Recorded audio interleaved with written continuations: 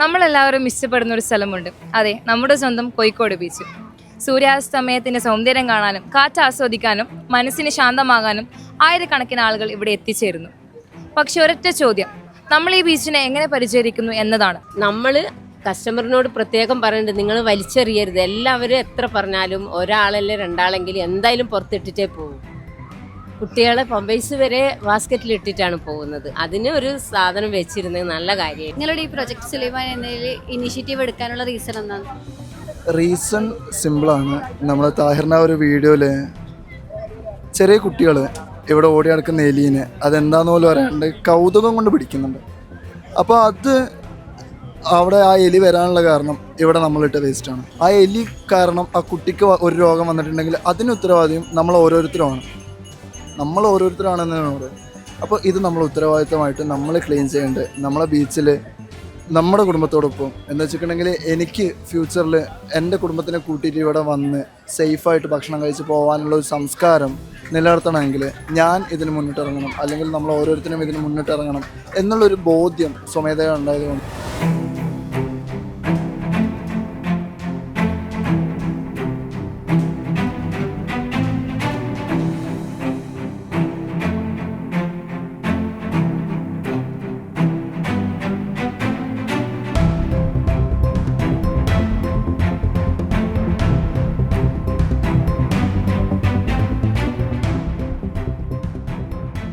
ഇവിടെ കുറച്ച് സമയം കൂടി കഴിഞ്ഞ് കഴിഞ്ഞാൽ കംപ്ലീറ്റ് ഫുഡ് വേസ്റ്റ് ആണ്.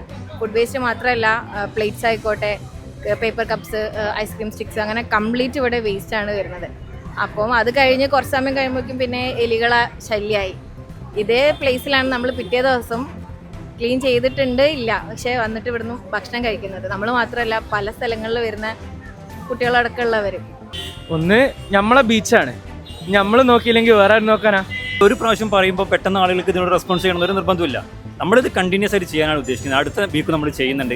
അങ്ങനെ പറയുന്ന സമയത്ത് മാത്രമേ ആളുകളിലേക്ക് ഇത് പെട്ടെന്ന് ഒരു ഇമ്പാക്റ്റ് ഉണ്ടാക്കുകയുള്ളൂ. അതെ, തീർച്ചയായിട്ടും എല്ലാവരും ചെയ്യേണ്ട കാര്യം ഇത്രയേ ഉള്ളൂ. ഇവർ ഒരു ടീം വന്ന് ക്ലീൻ ചെയ്യുന്നുണ്ട്, പക്ഷെ നമ്മൾ വീണ്ടും അത് വൃത്തികേടാക്കുക എന്നത് ശരിയല്ല.